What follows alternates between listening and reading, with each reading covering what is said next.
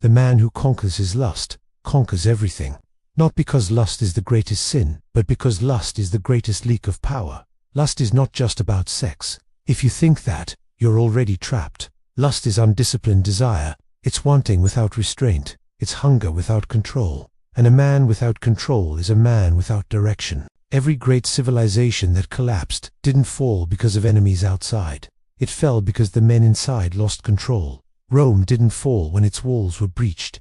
Rome fell when discipline was replaced with pleasure, when comfort became more valuable than character. That pattern never changes. It just wears different clothes today. A man ruled by lust cannot focus. His mind is noisy. His attention is scattered. His energy is drained before the day even begins. He wakes up tired, not because he worked hard, but because he wasted his strength on cheap dopamine, scrolling, watching, chasing, repeating. And then he wonders why his life feels so stuck. Lust lies to you. It whispers, just this once. It says, you deserve it. It claims, everyone is doing it. But lust never tells you the price. It doesn't mention the fog it puts in your mind, the insatiable hunger it creates, or the ambition it quietly kills. Lust doesn't want your happiness. It just wants your attention. Think about it. The man addicted to pleasure is easy to control. Distract him, and he forgets his purpose. Tempt him, and he abandons his mission.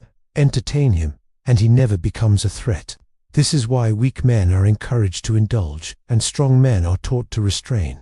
Now listen carefully. The man who conquers his lust doesn't kill his desire. He commands it. He doesn't run from temptation. He outgrows it. He understands that desire is fuel, and fuel, when controlled, builds empires. When wasted, it burns the house down.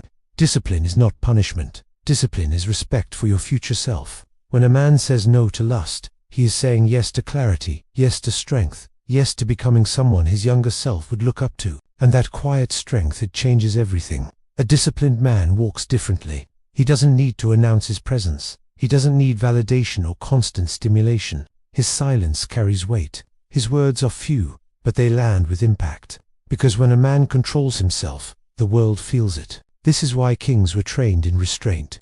This is why ancient warriors practiced abstinence. This is why monks mastered the mind before the body. They all understood something modern men have forgotten. You don't rise by indulging. You rise by mastering. So ask yourself, honestly, how many of your goals died because pleasure was easier than progress? How many mornings were wasted because the night before had no boundaries? How many better versions of you never existed because lust kept you distracted? This isn't a judgment. This is a wake-up call. The world doesn't need more entertained men. It needs focused men. Men who can sit with boredom. Men who can delay gratification. Men who don't fold when desire whispers their name. Because a man who can control himself cannot be controlled by the world. The man who conquers his lust conquers everything. He conquers his impulses. He conquers his distractions. He conquers his own fear. And eventually, he conquers his life. Not loudly, not dramatically, but permanently. Thanks for watching. If this message resonated with you, subscribe and follow for more content that challenges you to become your strongest self.